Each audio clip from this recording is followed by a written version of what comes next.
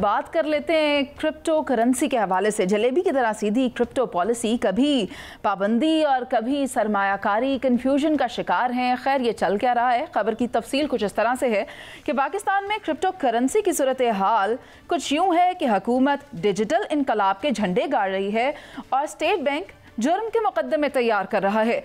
एक तरफ वज़ीर आज़म के मशीर लॉस वेगस में बिटकॉइन के खजाने का इफ्तिताह करते हैं, जबकि दूसरी तरफ स्टेट बैंक ऐलान करता है कि यह सब गैर कानूनी है, बंद करें इस धंधे को। पार्लियामेंट हैरान है कि यह कौम को क्रिप्टो की सवारी पर चढ़ाया जा रहा है। फिर रोड मैप कहाँ है?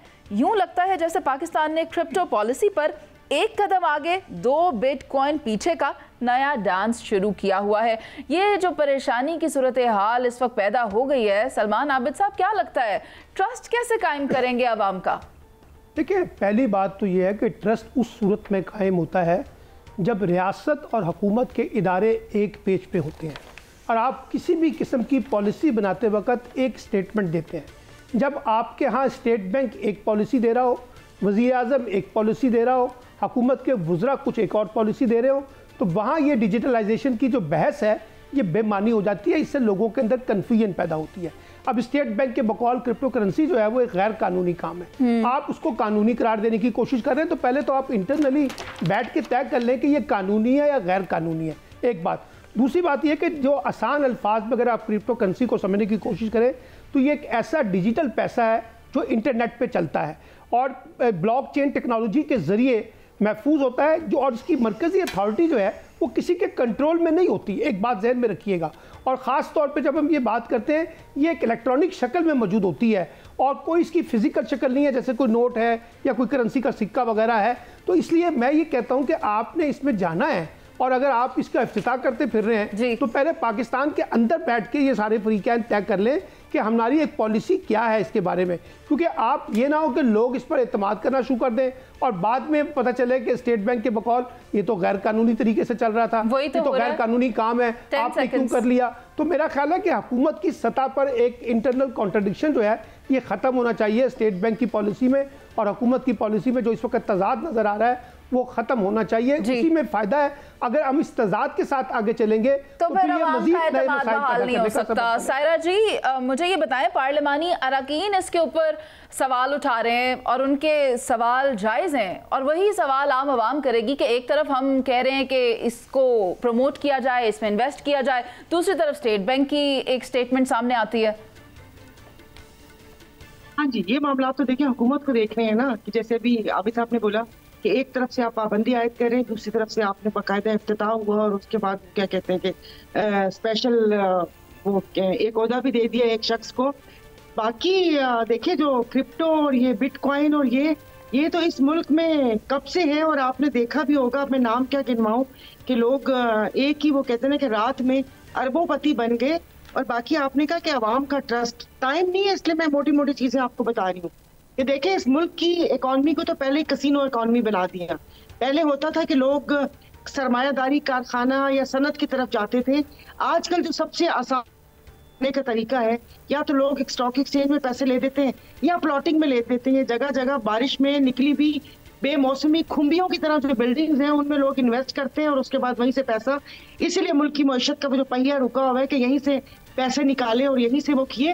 और बाकी सब लोग इन्वेस्ट करते हैं। 1 मिनट नौजवानों को गुमराह कर दिया। मैं आपको अपनी बात बताती हूँ कि 6 माह पहले बच्चों को बोला था कि अच्छा ये हम गाँव में कोई जानवर ले रहे थे, मेरे बेटे ने बोला कि अगर आपके पास पैसे हैं तो लाएं, मैं डॉज लेता हूँ और उसके बाद आपको 2 महीने बाद इसको ट्रिपल करके मिल जाएंगे।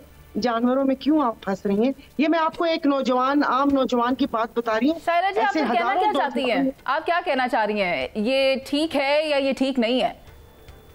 देखिए ठीक नहीं है को मतलब किसी को कोई वो, मैं कह रही हूँ कि इस मुल्क की इकॉनमी को कैसीनो इकॉनमी बनाया हुआ है, बाकायदा इसके रूल और रेगुलेशन हो। यहाँ तो उनकी ब्लैक मनी इधर से उधर हो जाएगी और आपको और मुझे पता ना चलेगा कि यहाँ पर ये तो बहुत अच्छा तरीका है। कैसीनो इकॉनमी कह रही हैं शहजाद हुसैन भट्ट साहब, क्या कहेंगे आप? और जनाब अजीब बात कर रही है सारा, रूल्स एंड रेगुलेशन कहाँ से आगे बीच में? वफाकी हुकूमत ने अभी तक क्रिप्टो करेंसी के कारोबार को कानूनी हैसियत दी नहीं।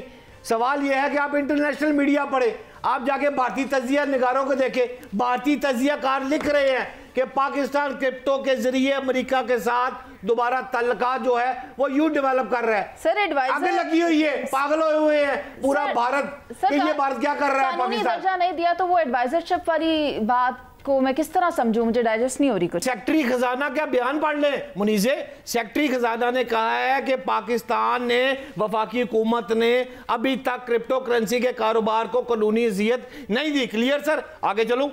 चलें आप आगे। ये है सायरा जी, आपसे बात करती हूँ, पहले भट्ट साहब को अपना टाइम मुकम्मल करने दें। सायरा, मैं ये आपसे अर्ज कर रहा था कि अभी भारतीय तजिया निगारों को देखें, वो पागल हो चुके हैं कि अमेरिका जो है उसने पाकिस्तान के साथ क्रिप्टो, ये जो तकरीब मुनक्कद हुई है, ये लड़का जो है पाकिस्तान क्रिप्टो काउंसिल के सरबरा बिलाल बिन साकब, जिनका आप नाम ले रही थी, जब इसने तकरीब से खिताब किया है तो ट्रंप के दोनों बेटे बैठे हुए थे।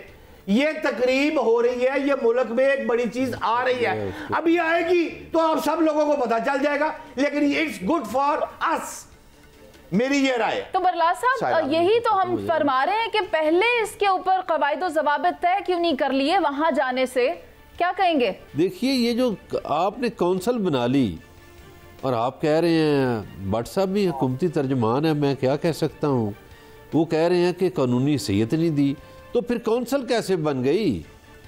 आप गैर कानूनी काम कर रहे हैं, ये हुकूमत की मुझे समझ नहीं आ रही। मैं तो ये अब सोच रहा हूँ कि बिटकॉइन कहूँ या बटकॉइन कहूँ, मुझे तो समझ नहीं आ रही कि एक तरफ ये गैर कानूनी धंधा करवा रहे हैं। मगर बरलाल साहब, यहाँ एक बट नहीं है, दो बट हैं। वो तो इसीलिए बटकॉइन का है। क्रिप्टो बोलें, क्रिप्टो। सायरा जी सही कह रही हैं। अच्छा, एक तरफ ये देखें, उसको कहा जा रहा है कि गैर कानूनी है, जुर्म है, और यही हुकूमत लगी हुई है कि नहीं जी नहीं करो। आपको ये बताऊं कि इसी सिलसिले में 2 रोज पहले गुलबर्ग लाहौर में कत्ल हुआ है। ये किस तरफ को मुआशरे को लेके जा रहे हैं? कोई चीज करते हैं, बनाते हैं, उसको कानूनी जवाब दें, पॉलिसी बनाएं। बरलाल साहब, आपका टाइम अभी पड़ा हुआ है, आप मजीद कुछ कहना चाहते हैं? नहीं, मैं तो ये कह रहा हूँ कि देखिए, कोई भी हुकूमत पॉलिसी बनाती है, ये नलायकों का टोला है इस वक्त जो हुक्मरान है। भाई, आप एक काम को कह रहे हैं, उसमें काउंसिल बना दी, मशीर रख लिया, फलां कर लिया, फलां कर लिया, और आप ही का स्टेट बैंक कह रहा है कि ये जुर्म है। ये क्या लोगों को क्या पैगाम दे रहे हैं? लोगों की इन्वेस्टमेंट लूटने का प्रोग्राम है। स्टेट बैंक के गवर्नर ने ये बात की है, उसका क्या नाम है बरलास भाई? किस बंदे ने बात की है? मनी लॉन्ड्रिंग करने जी। स्टेट बैंक के कौन से गवर्नर ने ये बात की है जो आप फरमा रहे हैं? वो भाई जो है उसी ने की है ना। कौन है? मेरे चाचे का पुत्र तो नहीं है। ठीक है, जमील अहमद खान ने किया, मगर ये बात इतनी अहम नहीं है कि हम इसको नामों पे डिबेट करें। कहीं नहीं। देखिए, आप लिखिए भी आपके सामने कागजात करने वाले लोग, ये काली दौलत को सफेद बनाने वाले, ये सारा धंधा वो करवा रहे हैं, और स्टेट बैंक कहती है ये जुर्म है। ये तनकीद बराए तनकीद ना करे ना। सायरा जी, आप इसमें कुछ कहना चाहती हैं? मैं डिबेट ओपन करूंगी। व्हाट्सएप स्टोरी है, तनकीद बराए तनकीद नहीं। 2 रोज आप चेक करें, 2 रोज पहले एक बंदा कत्ल हुआ। ठीक है, सायरा जी की बात ले लें, सायरा जी का लास्ट कमेंट ले लेते हैं।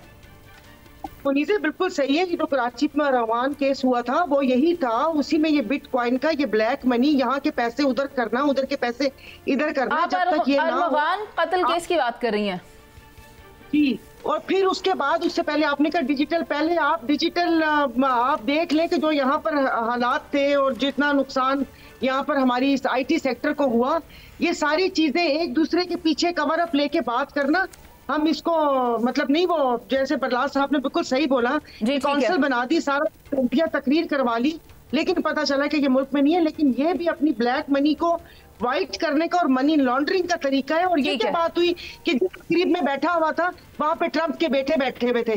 कल को LGBTQ का कोई तकरीब होगी और उसमें ट्रंप बैठा होगा, तो क्या अपने मुल्क वाइस प्रेसिडेंट भी बैठे हुए थे। ठीक है सायरा जी, आपका पॉइंट आगे